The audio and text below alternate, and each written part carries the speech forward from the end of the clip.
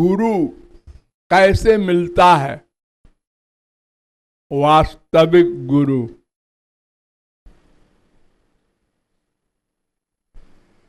गुरु के बिना तो काम संसार में भी नहीं चलता। भगवान तो परोक्ष विषय है और संसार प्रत्यक्ष है,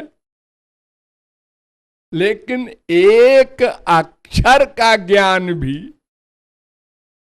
बिना गुरु के कोई नहीं कर सका।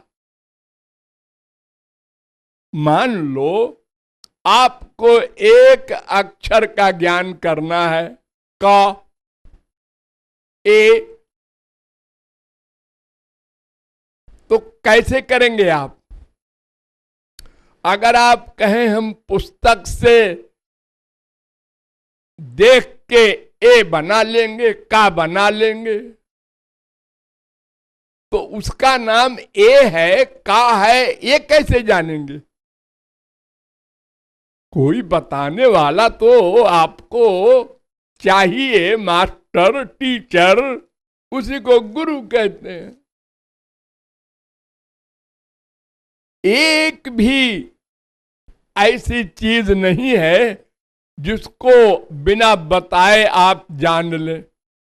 जिस मां से पैदा हुए हैं उसको ही नहीं जान सकते, जिस बाप से पैदा हुए हैं उसको ही नहीं जान सकते। 1000 बार जब मां बताती है, कहती है मैं मम्मी हूं, तू मेरा बेटा है। मम्मी बेटा है, क्या होता है? चलो अपन भी याद कर लो।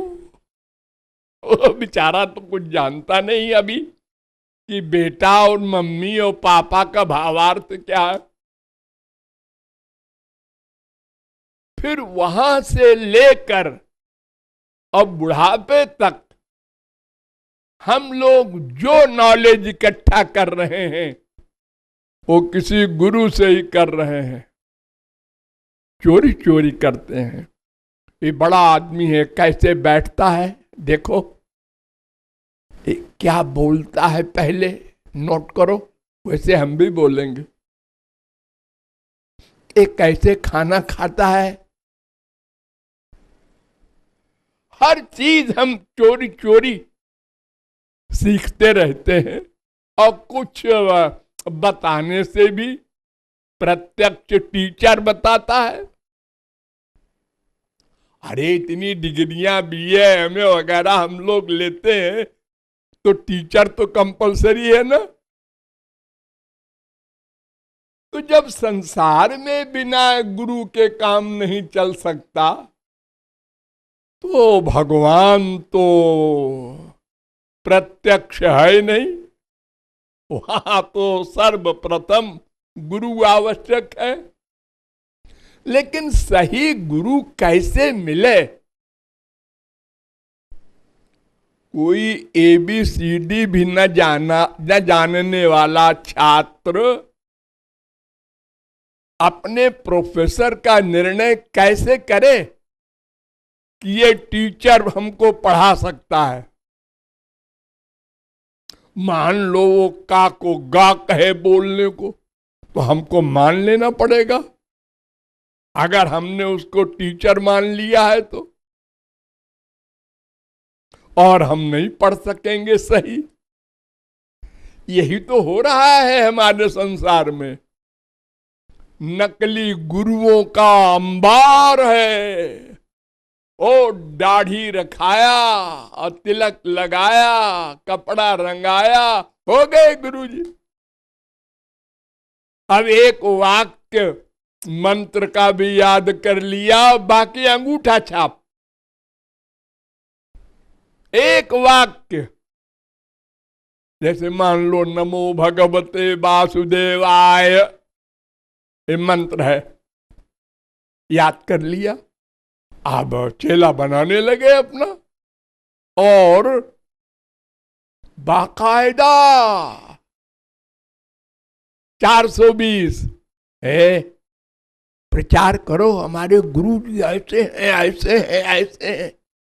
उससे कहना, उससे कहना, ओ बड़ा आदमी है उससे भी कहो। झूठ झूठ प्रचार करवा करके और चेला बनाना, ये हो रहा है हमारे देश में। बड़े बड़े आदमी, बुद्धिहीन अरबपति, विश्वास करके उसने एक को आशीर्वाद दे दिया, अरबपति हो गया। एक को आशीर्वाद दे दिया, उसके बेटा हो गया। मैंने आंखों देखा है। अच्छा, तो हम भी चलेंगे वहां। हो गया बंटा ढाल। अरे माइक से मंत्र देते हैं, 10,000 आदमी बैठे हैं। हाँ, आप लोग सुनिए, नमो भगवते वासुदेवाय। सब हो गए चेला। सब लोग हमारा फोटो अपने घर में रख के पूजा करना।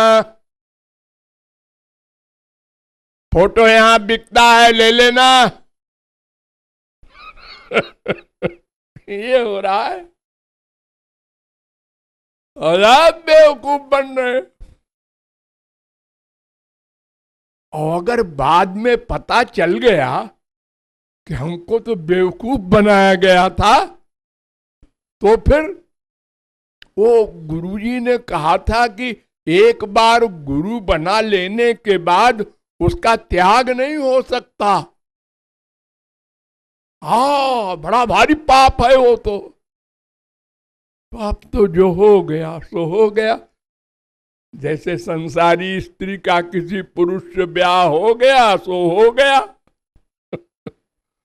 अब अगर तलाक की बात आवे तो लड़ो मुकदमा, साबित करो।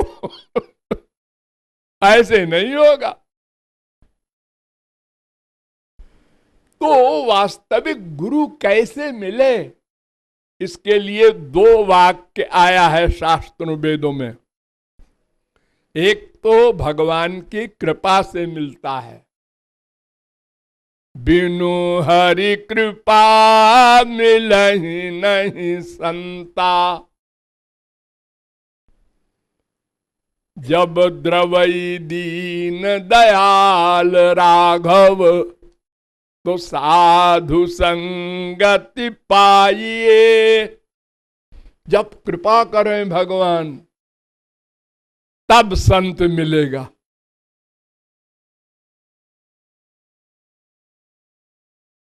और यह भी लिखा है, पुण्य पुंज बिनु मिलहि न संता, सत संगति संस्कृति कर अंता। तो अगर पुण्य से मिलते हैं हमारे कर्म से, तो फिर भगवान की कृपा क्यों आप उसमें डाल रहे हैं? और अगर भगवान की कृपा से मिलते हैं तो फिर पुण्य उण्य हो ना हो, ये प्रश्न आ सकता है साधारण बुद्धि में।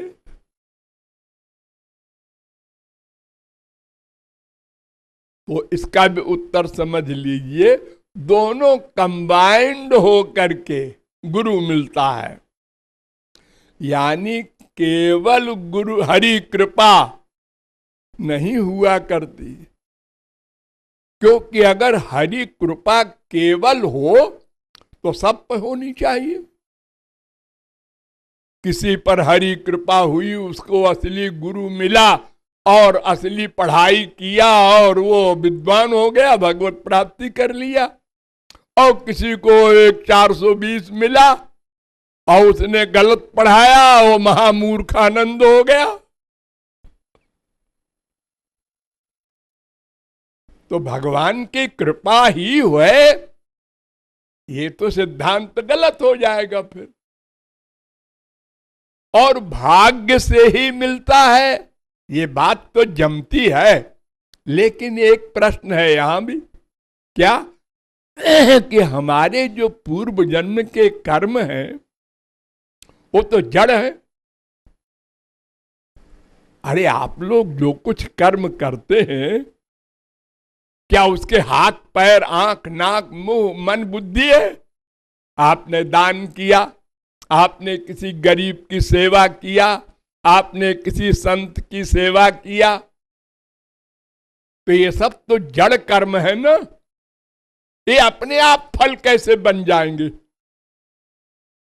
इसका फल देने वाला कोई हो तब तो ये हमको फल मिलेगा, जो हिसाब रखे उसका। हमको तो याद नहीं रहता हमने पूर्व जन्म में क्या किया, कहां थे, कौन बाप मां। बड़े बड़े भाग्यशाली हुए हैं संसार में, किसी को 1 जन्म की याद है, किसी को 2 जन्म की, किसी की 3-4 जन्म की। बस धृतराष्ट्र के 100 पुत्र मारे गए जवान, और वो अंधे रोने के लिए बैठे हैं बुढ़ापे में। तो उन्होंने श्री कृष्ण से पूछा, एक बात बताओ, तुमको लोग भगवान कहते हैं, चलो मान लिया,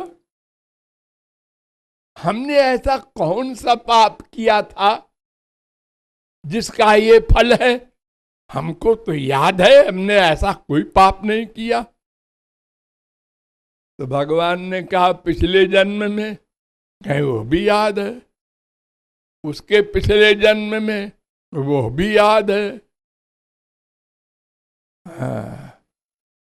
कई जन्म का याद है? 4 जन्म का। उसके पहले? कहे वो तो नहीं याद।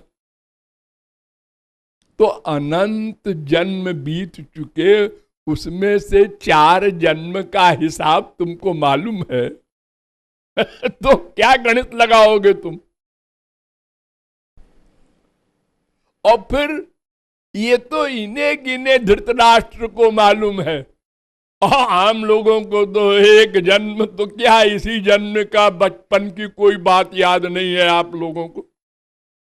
जब आप लोग 5 साल के थे तो 6 दिसंबर को कहाँ थे? तो बतावे कोई बड़ा काबिल IAS। अजी यहाँ 4 घंटे की बात भूल जाती है। हाँ, इतनी कमजोर मेमोरी है इस कलयुग में। तो उस कर्म को, हमारे भाग्य को फल रूप प्रदान करना, किसी गुरु से मिला देना, ये प्रेरणा कर देना अंदर। भगवान बैठे हैं ना सबके, वो कहते हैं, तूने पूर्व जन्म में बहुत अच्छा कर्म किया था, तो देख वो गुरुजी आए हैं ना जो बगल के मकान में, हाँ वहां चल। वहां बगल के मकान में मैंने पूछा, भाई कौन आए हैं? गुरुजी आए हैं। अच्छा भाई, देखते हैं कौन से गुरुजी हैं, देखते हैं। वहां गए और कुछ सुना समझा, हाँ है तो कुछ बात जरूर, कल फिर आएंगे। हाँ है तो फिर आएंगे। बस रम गया वहीं और बन गई बात और चल पड़ा, पहुंच गया लक्ष्य पर एक दिन। अरे ना 1 जन्म में सही, 4 जन्म में सही। तो भगवान हमारे प्रारब्ध का फल देते हैं, ये कृपा है। क्योंकि हमको नहीं मालूम हमने क्या किया है पूर्व जन्म में, और भगवान को हमने कोई तनख्वाह नहीं दी है। ये कृपा क्या है जी? हमने उनको पैसा दिया तो उन्होंने बता दिया, हमको फल दे दिया। जैसे मुनीम रखते हैं आप लोग, तो आप लोगों के रुपए पैसे का हिसाब रखता है, तो आप पैसा देते हैं, वो हिसाब रखता है। कृपा काहे की?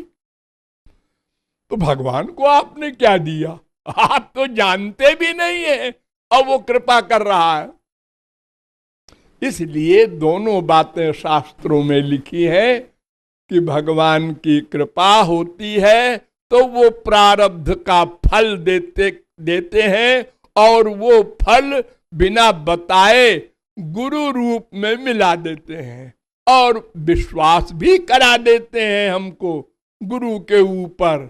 हाँ, ये गुरु पक्का है, इससे हमारा काम बन जाएगा, और हम शरणागत होके चल पड़ते हैं। ये भावार्थ है।